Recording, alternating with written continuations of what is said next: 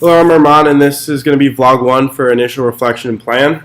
I'll start off by talking about my culture. My dad is 100% Italian. Both of his parents were born and raised in Italy and moved to America. My grandpa worked 3, 4 jobs, had 6 kids, so he was always working. Preached to my dad, you got to work hard for what you want in life. My dad was the first person in his family to go to college. Went to night school at Central while he had an internship and a job. It took him about 5, 6 years to finish his bachelor. After that, he got a job, and then his work paid for him to go back to school to get his master's. And ever since I was a kid, he preached to me that I have to work hard to get what I want in life, and that everything doesn't come easy. At the same time, he had a great job. So throughout high school, if I ever had troubles or issues in classes, I was able to get the study help and the tutors that I needed. And I could see how that sets me apart from other people, where their family might not have been as well off as mine. And when they were struggling in classes, they kind of just had to figure their own way out. And I could see that as beneficial and also hurtful at the same time. I never had to figure out how to study for a class by myself. If I was struggling, I'd just get a tutor, and they'd basically teach me everything I didn't know and teach me what to do. Whereas now I'm in college and I don't really know how to study. I've never really had to, because if I didn't get something, I'd just go to a tutor.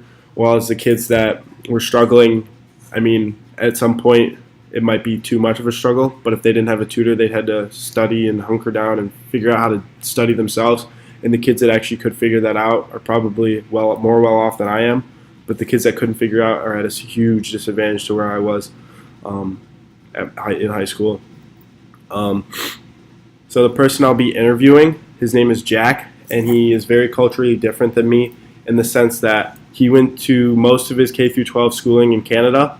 And another part that sets us apart is when I was born, the very next day I moved into my house with my family, and we have been living in that house ever since.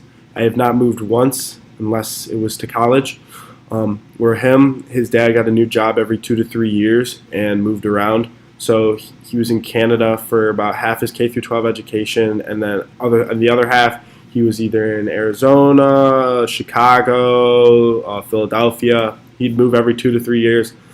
Keep in mind that Canadians' education is obviously way different than ours, and state by state in America, it can be different as well. So he had to grow up with most of his friends that he made weren't his long-term friends, and they'd be gone in 2 to 3 years, and the education in each state and country was different. So I believe it's going to be very interesting to talk to him about that and see the very complete opposite ends of the spectrum, where I did not move once and he moved all the time. It was just natural to him. On our next 2 visits, first visit, I want to dive deep into his education in Canada and see the differences or similarities between Canadian education and ours in the U.S. And then the next meeting, I want to talk more about how moving around affected his education and maybe possibly social life, and see how that compares to mine. And we can see some similarities or differences and how our education brought us to the same place at MSU. I think this will definitely take me out of my comfort zone, talking to somebody that has had a completely different growing up life that I have. Growing up in Rochester, most of the kids in my town, it was the same thing. They never really moved around a lot. They've lived there since they were born, stuff like that. So I've never really interacted with somebody that's moved around so much, and I think that would be very interesting to see.